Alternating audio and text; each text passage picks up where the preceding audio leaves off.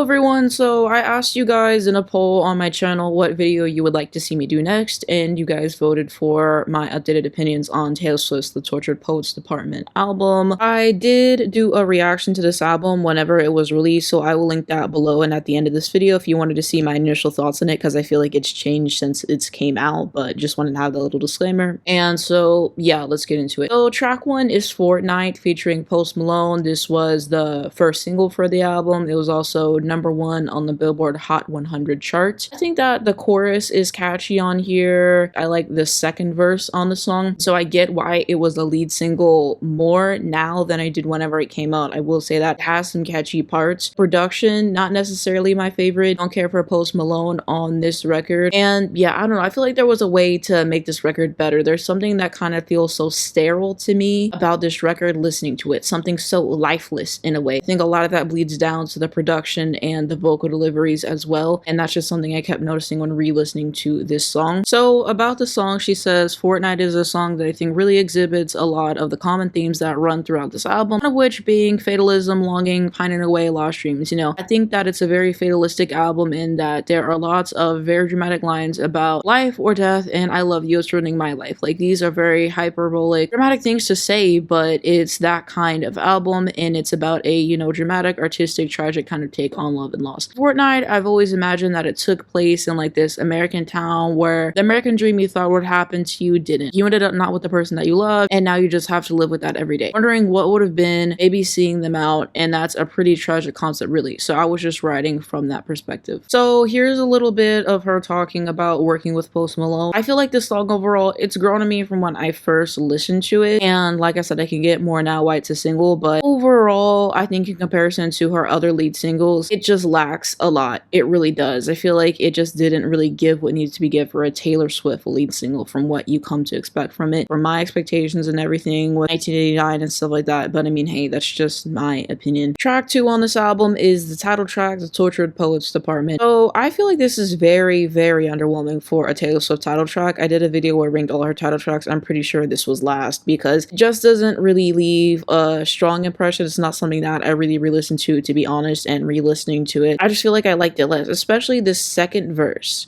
You smoked and ate 7 bars of chocolate. We declared Charlie Puth should be a bigger artist. I scratch your head, you fall asleep like a tattooed golden retriever. Why would you write that? Why would you write that? And most importantly, why wouldn't you edit it down? This is so Lana Del Rey coded, and I mean that in a derogatory way, because Lana Del Rey don't know how to edit down her songs for shit. So yeah, the song, it just didn't give. I feel like the vocals were more emotive than the first track, but in terms of the songwriting, it was underwhelming. Production, yet again, sterile. It just didn't really bring a whole lot to the table. Not really worth re-listening to, in my opinion. Track 3 is going to be My Boy Breaks His Favorite Toys.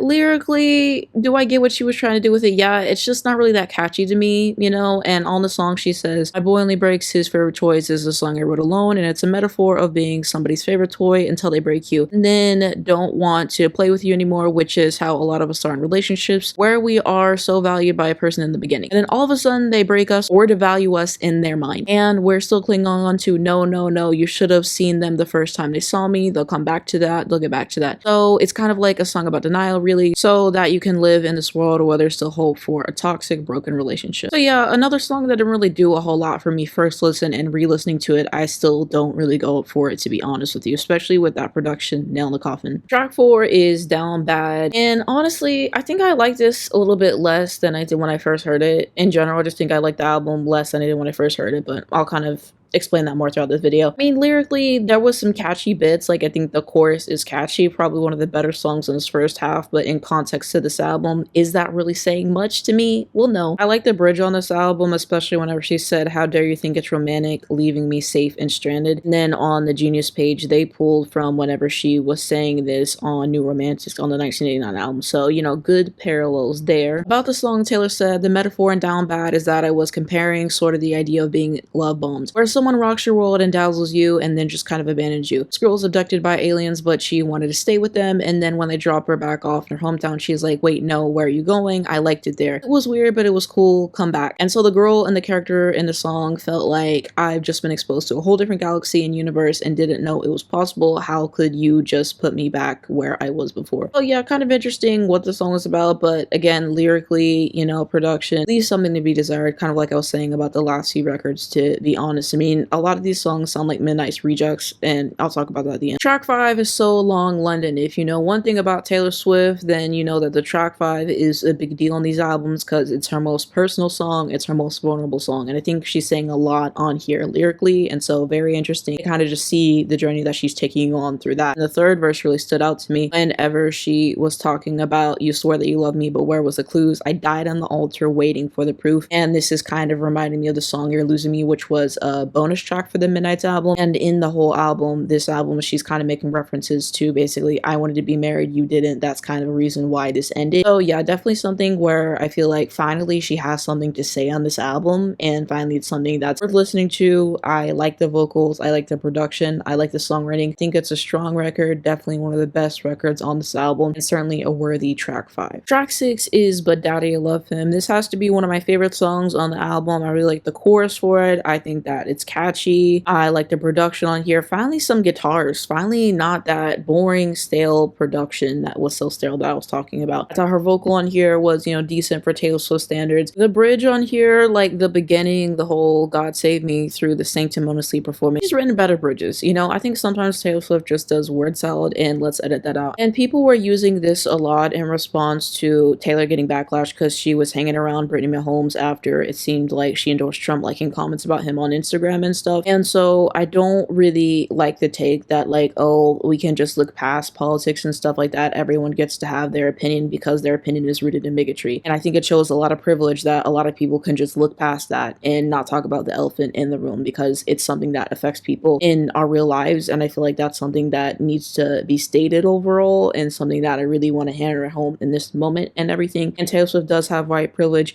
and she has benefits of that. I've said that before, I've said it again. And so I think that she should be held accountable for that, absolutely, because you want to preach like all this about how much it means to you, and then you're hanging around with someone who supports Trump, it looks like yeah.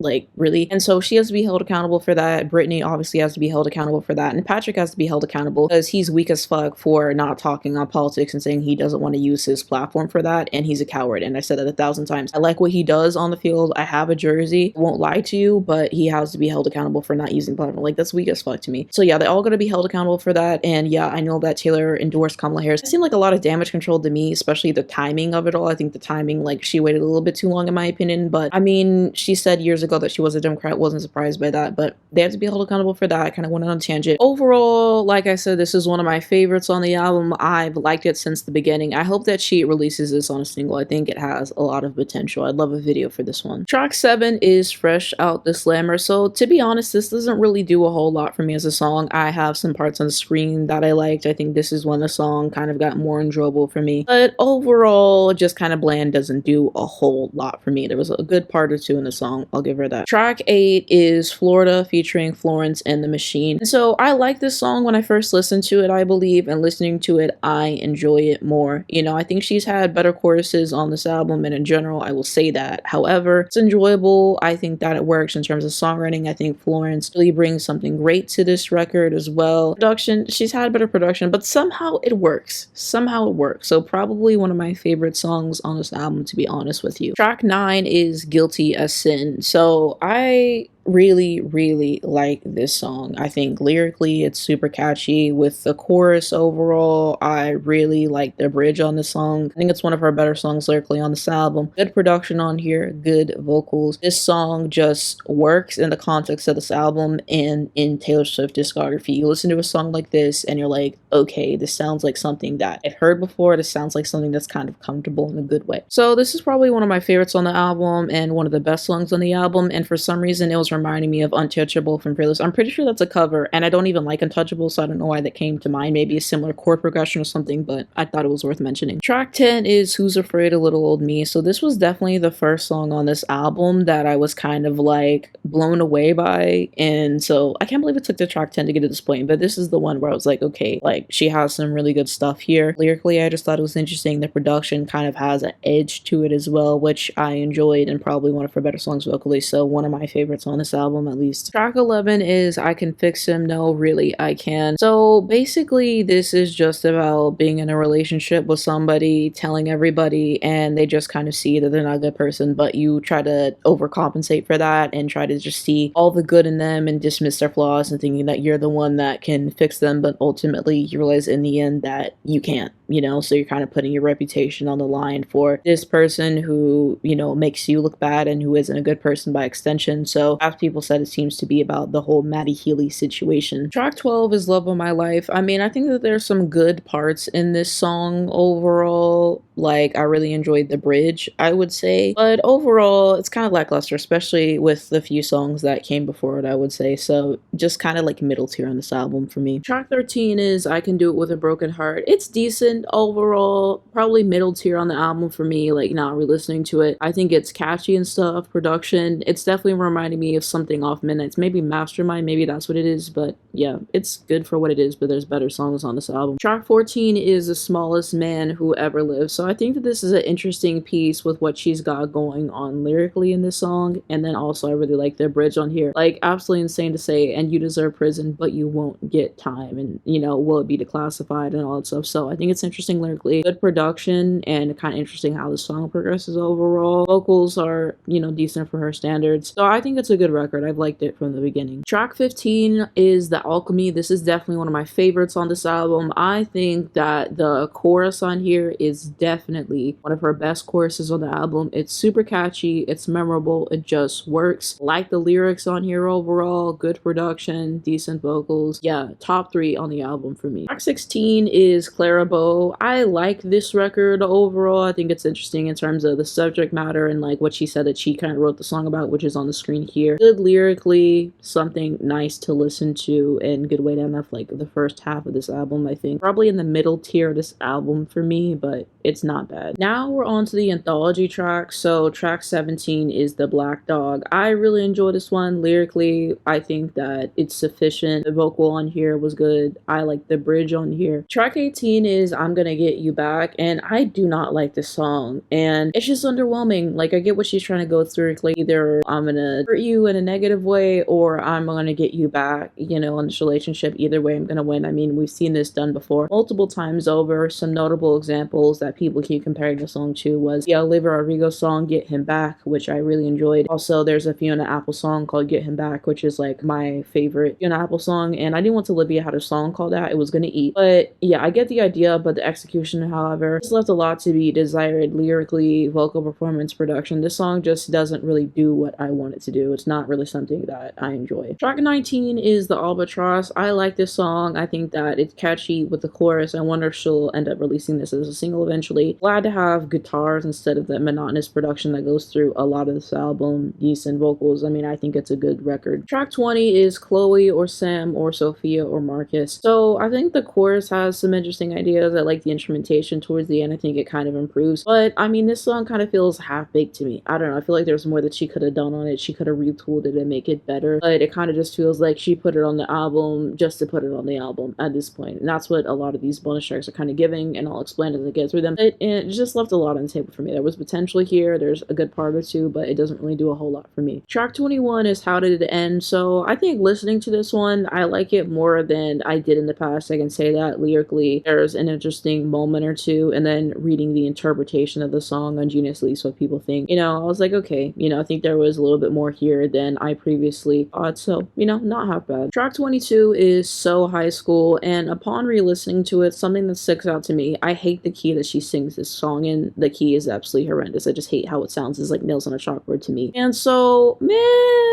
it's okay. It's okay. I feel like if it would have been a different key, maybe I would like it more. Is it kind of elementary? Yeah, seems to be another one about Travis Kelce. I don't know. I don't know. I could kind of leave this song. It's not worst song on the album, but we've heard a lot better stuff, so it's not really a favorite for me, if I'm being honest with you. Track 23 is I Hate It Here. I think this is an excellent song. Definitely one of the best songs in the album. I like it lyrically. Chorus is super catchy. I think it's well written. And the second verse, that's the one part I don't like. Whenever she was like, I'd say the 1830s, but without all the racists. Like, why did you put that in a song? Like, you could have just...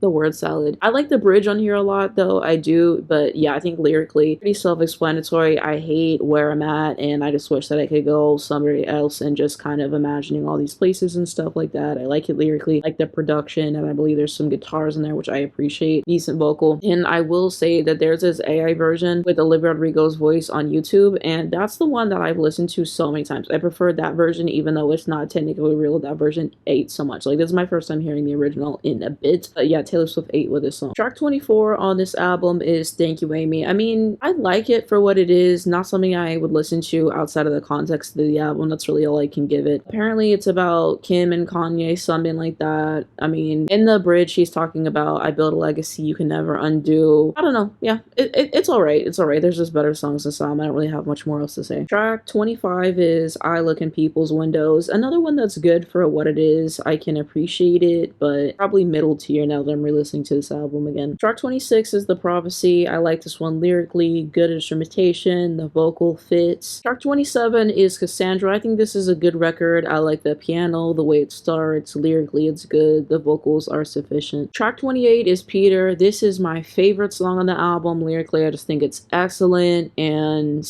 yeah, I just exquisite. And the bridge on here too, just food for thought with the lyrics. It is well written. The piano, it's devastating, but in the best way. Probably a career best for Taylor Swift. I feel like I haven't seen people talk about this song a whole lot, but I'm sorry. It's so good. It's so good. There's times I just listen to the song on repeat. Track 29 is The Bolter. I think it's decent. The chorus on here is catchy. It's good for what it is. Track 30 is The Robin. It's alright. It's alright. Not one that really stands out to me. I like the chorus though, but I don't really have much thoughts on this track, to be honest. The 31st and final track is The Manuscript. I mean, it's okay. She's had way better album closers. At this point, I'm just thankful that the album is finally over after 31 songs. Okay, so for a recap of my absolute favorite songs on this album, Peter is number 1. Also very fond of The Alchemy. I would say I Hate It Here is in that conversation as well. Who's Afraid of Little Old Me? But Daddy, I Love Him. I think those are probably my absolute favorites. Honorable mentions to So Long London and also Guilty as Sin. Okay, now on to my overall thoughts on this album. So this is a rare case for me because whenever I first listened to the album, I thought it was good. You know, I enjoyed it. I had my songs I didn't like, but I was like, you know, it wasn't a disappointment. But then what happened is I was listening to it every day after it came out, because that's always what I do with new music, especially new Taylor music, and I just found myself liking it less and less. This album is a slog to get through. Hey, no way in hell you need 31 songs on an album.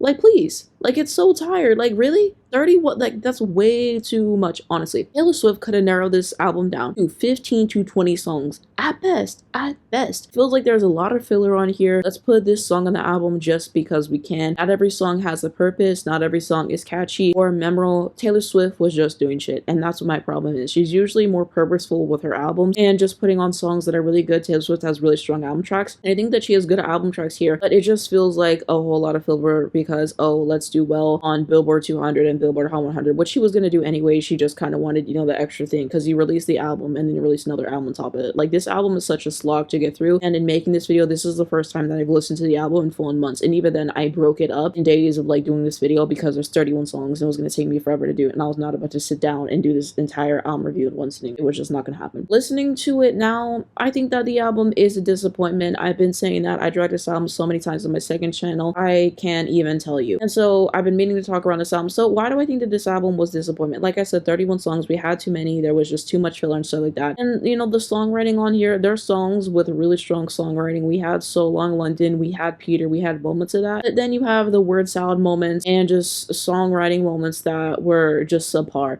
Like the Tortured Poets title track, one of her worst title tracks, is already discussed. You know, that was a big problem for me. My boy only breaks his favorite toys. I mean, really, the album doesn't start cooking until track 5, So Long London. Even then, there's songs after that that I'm not really that particularly fond of. Like I'm Gonna Get You Back, it's just something that doesn't hit for me. Chloe or Sam or Sophia or Marcus. And towards the end, it just really kind of weakens out and stuff. So I think that, you know, that's an issue with it. The songwriting could have been better. Not to say that she necessarily had to write more personal stuff and stuff like that. I'm just talking about just writing better songs in general. And, you know, I'm over the word salad and just like putting stuff on the album because we can. This album could have been refined more in regards to that. And my second gripe with this album is the production. I said multiple times there are songs on this album that just sounded sterile because of the production. I blame Jack Antonoff. I do. And, you know, he has credits on here and whoever, you know, was making those sterile tracks, because there's no excuse for that and stuff like that. So I just feel like it takes a lot out of the song, and the vocal deliveries, like on Fortnite, it certainly wasn't helping either. I think that she needs to stop working with Jack Antonoff. I think it's tired. I like Jack Antonoff. People always hate on him as a producer. I don't get it, because he's made so many great songs, especially for Taylor Swift. If we're looking at stuff off 1989, the stuff that he has produced, and I like most of the stuff he's done with her. But at this point,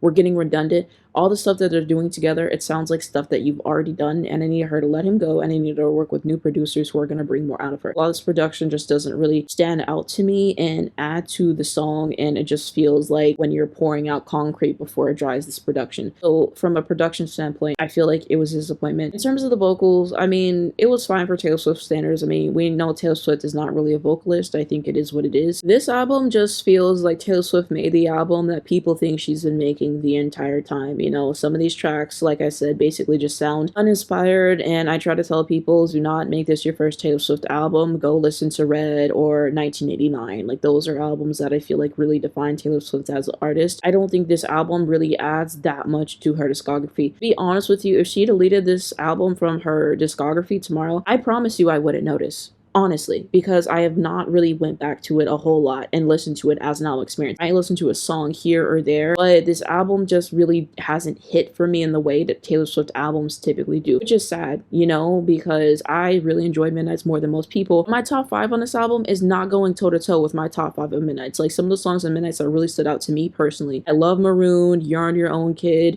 You Have Bejeweled, Karma, Sweet Nothing. Like, those records are far superior to this album right here, and the best of the best on this album. And even the best songs on this album, normally Taylor has like 4 or 5 songs and I'm like, these are career best, like these are absolutely amazing, you should check these out. They're good songs and stuff like that, don't get me wrong, but they're just not absolutely amazing to the point where it's like, oh my god, like it has to be in my all-time Taylor Swift list, or I'm just gushing over it, or I'm listening to those songs all the time on constant rotation. When those are coming up on the album, I'm looking forward to them, I'll listen to them occasionally. They're just not really hitting in the same way that Taylor Swift songs in the past have, you know, really had that moment for me. And so yeah, that kind of is why this album was a disappointment. And so I was really excited for this album. I really was. I thought it was going to be giving folklore kind of vibes and stuff like that, and in moments it did, but as a whole this album is not holding up in her discography in the way that I would like. Not to mention all the stunts that she's pulled with all these different versions of the song. And I made a whole video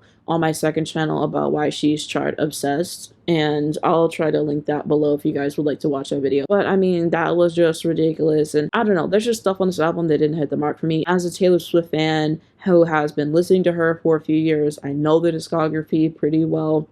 It just wasn't the Taylor Swift experience that I was hoping for, and Midnights is significantly better than this album. There's some good tracks on this album that I think are worth listening to, but when I'm getting ready to do my year-end list, this album's not going to be there. At best, this album is a 5 or 6 out of 10. At best. It just feels really cathartic to finally make a video to talk about every song and to talk about kind of how I got to this point. If I was going to rank this album in her discography, this is like a bottom 4 Taylor Swift album.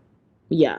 It really is. I don't know how some people are saying that this is top 5. That is better than Folklore or Evermore or Red or any of her other albums. But this album is only better than maybe 2 or 3 Taylor Swift albums, and that's probably me being generous. So I don't know why y'all are doing so much on this album. The album didn't have cultural impact either, and you know, let's be realistic about that as well. I think Taylor Swift should take a couple years off before she releases her next album and try to have something that sounds more inspired and just have something with more interesting production, stuff like that, and stronger songwriting all throughout. We had glimpses, but as a whole, she's just had better albums. It was a disappointment, and so we'll see what happens, and I'm all down for if she releases the album next year. That's good. She has a good track record with me, and I don't think she has an album that's just absolutely abhorrent and unlistenable, but it just ranks toward the bottom tier for me, and I just want to see better for future Taylor Swift releases. That's going to be it for this video though. Thank you guys so much for watching. This is something that I've been meaning to do for the longest time, but 31 songs I just knew was going to take me forever, which is why I kept delaying it. But thanks to everyone who voted on the poll. And so I have done a lot of videos on Taylor Swift. I reviewed a bunch of her albums and stuff. So I will link all my videos on Taylor Swift at the end of this video and down below in the description if you would like to check that out on my thoughts on her other albums and discography at this point. That's going to be it for the video though. Thank you guys so much for watching it. If you did enjoy it, give it a like below, and liking it helps me out a lot on YouTube algorithm, so I'd very much appreciate that. You guys can subscribe if you would like to see more videos like this, and if you hit the bell, you get a notification on your phone every single time I post, and that means when a brand new video comes out. And so the first link down below in the description is going to be my second YouTube channel. On there, I am talking about the music industry and current topics and just my take on it. So one of my recent videos that I did was me talking about Billie Eilish's Birds of a Feather music video and all the discourse surrounding that. I gave my take on it. I shared a music video that disappointed me, and I shared a music video that I liked and kind of had a little conversation on that. I did an album battle. I put Adele's 21 versus her 25 album, and I talked about which one that I thought was better. I gave my take on this famous singers by vocal rating list and thought, you know, who should be placed where, and kind of discussed that. Talked about the Diddy situation and why he has a first class ticket to hell. And I asked, is it necessary for artists to write personal songs or is it not? And so that's the typical music conversations that I have on there. I post every single day on that channel. So if you wanted to see more content from me and you wanted to see shorter form stuff and stuff that is very topical and of the moment, you can subscribe to that channel. And so I also do other stuff. So Dance Moms is one of my favorite shows of all time. So I've done plenty of videos on that. I like to talk about the NFL. Taylor Swift actually got me into watching it, and now I know so much. And so every week I'm giving my reviews of the games that I watch, and I'm also giving you my picks for who I think is going to win the next week and my justifications there. And I also talk about the WNBA sometimes. I do tier lists. I just talk about whatever I want. So every day I'm making stuff on that channel. You can subscribe if you'd like to see more of me over there. So I'm gonna have all my social media linked down below if you would like to follow me on my other platforms. Free Palestine, this is something that we must educate ourselves on. Also make sure that you register to vote. A very important election coming up. I'll be voting for Kamala Harris in November myself. But thank you so much for watching this video, and I'll see you in the next one.